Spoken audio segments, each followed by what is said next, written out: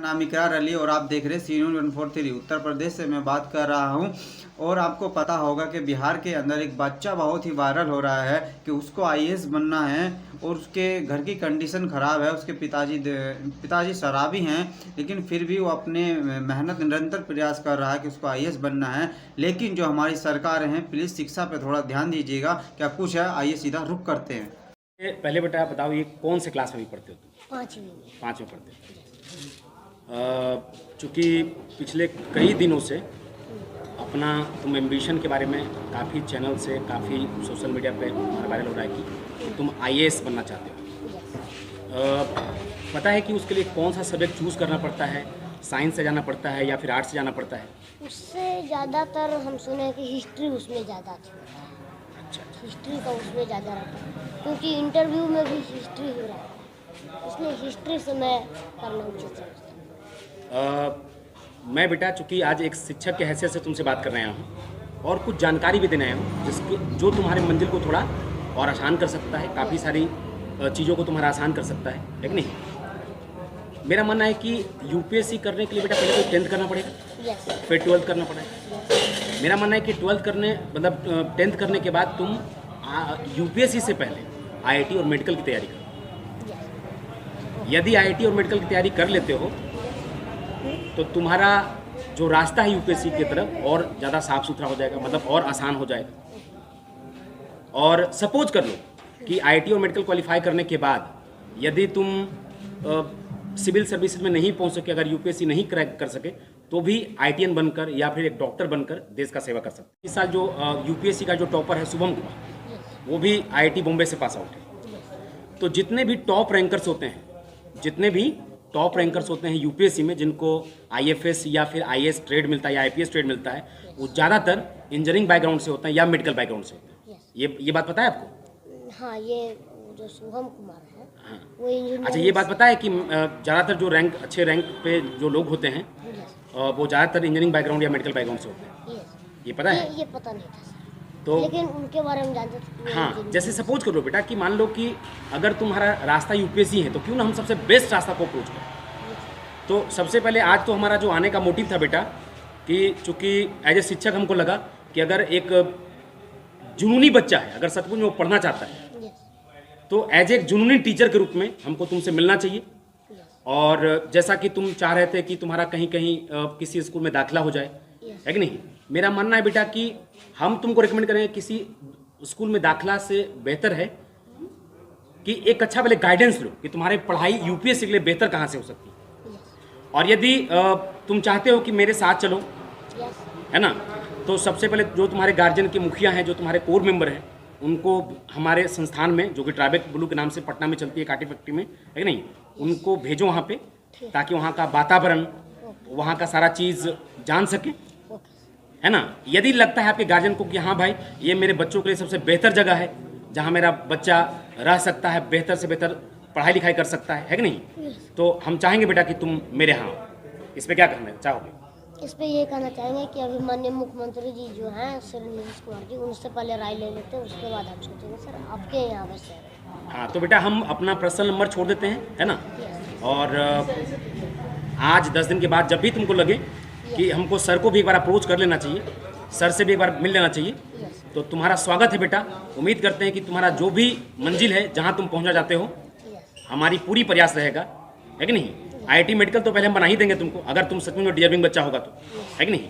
और मेरा ये भी मानना है बेटा कि जिस भी आप स्कूल में तुम चाहते हो कि दाखिला लेने के लिए, जैसे बहुत सारे स्कूल का तुम जिक्र किया, सिमुलतल्ला या नवोदय, है कि नहीं, तो वहाँ तुम जाओ तो एंट्रेंस बेसिस पे जाओ, तुम किसी से सिंपैथी मत, तुम अपने बल बुद्धे पे जाओ।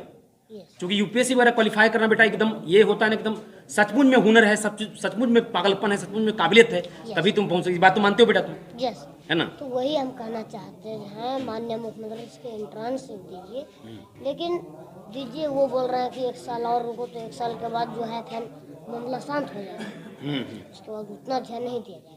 नहीं, 1 साल नहीं बेटा, हम तो कहेंगे 10-20 दिन रुक लो। अगर कोई कहीं से नहीं लोग अप्रोच करता है तो तुम अपने गार्जियन को हमारे यहाँ भेजो, हम नंबर आज दे रहे हैं, ठीक है। यस, और वहाँ पे 2 दिन 4 दिन रह के उनको पता करने के लिए बोलो कि हमारा वहाँ पे रख रखाव कैसा है, पढ़ाई का वातावरण कैसा है, शिक्षक कैसे हैं, है कि नहीं।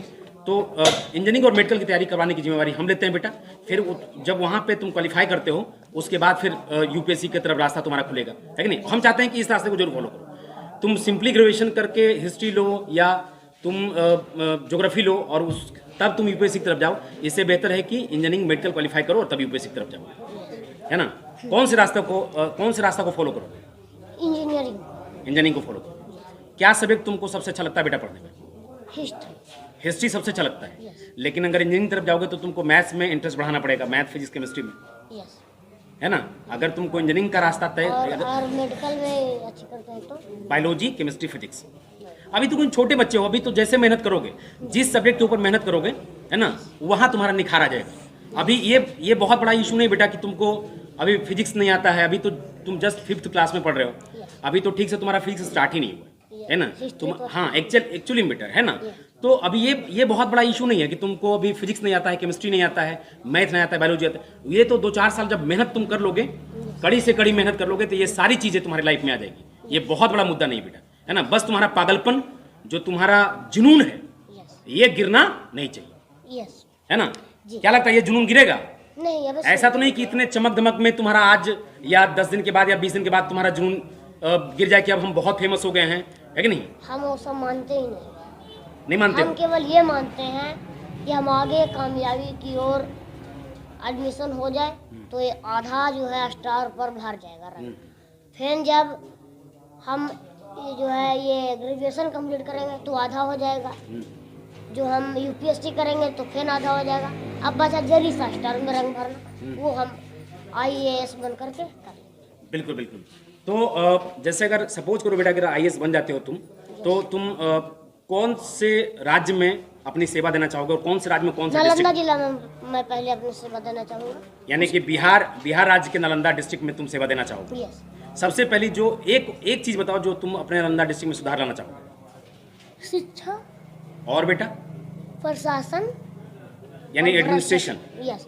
और भ्रष्टाचार को खत्म करना, ये 3 चीज हमारे सरकार में रहे। चलो बेटा, हम सबकी शुभकामनाएं तुम्हारे साथ है।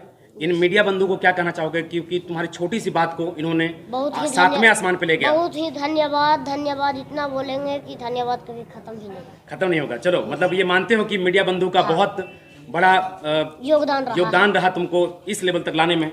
अब यहाँ से बस एक तुमको एक अच्छा साथी मिल जाए, एक अच्छा गुरु मिल जाए, एक अच्छे पेरेंट्स मिल जाए, है ना बेटा, जो तुमको आगे बढ़ाते हैं, है ना।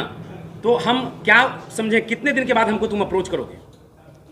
अभी तो देखिए, माननीय मुख्यमंत्री जी अगर कोई एक्शन नहीं लेते हैं तो हम अपने गार्जियन को अपने यहाँ भेजेंगे। चलिए ठीक है बेटा। तो इसीलिए और आज जो तुमने माननीय मुख्यमंत्री जी से आपने जो सवाल उठाया था बेटा, ये शायद करोड़ों बच्चों का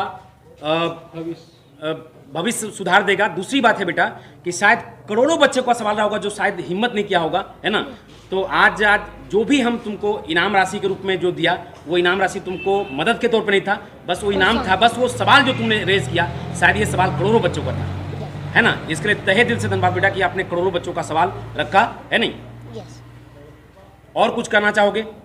हम यही कहना चाहेंगे कि जल्द से जल्द एडमिशन मेरा हो जाए। चलो, है ना, थैंक यू बेटा, है ना। हम पूरी प्रयास करेंगे कि अगर कहीं से नहीं होता है तो हम अपना, है ना, जितना योगदान दे सकते हैं तुम्हारे करियर को बढ़ाने में। Thank you. जय हिंद, जय भारत। Thank you.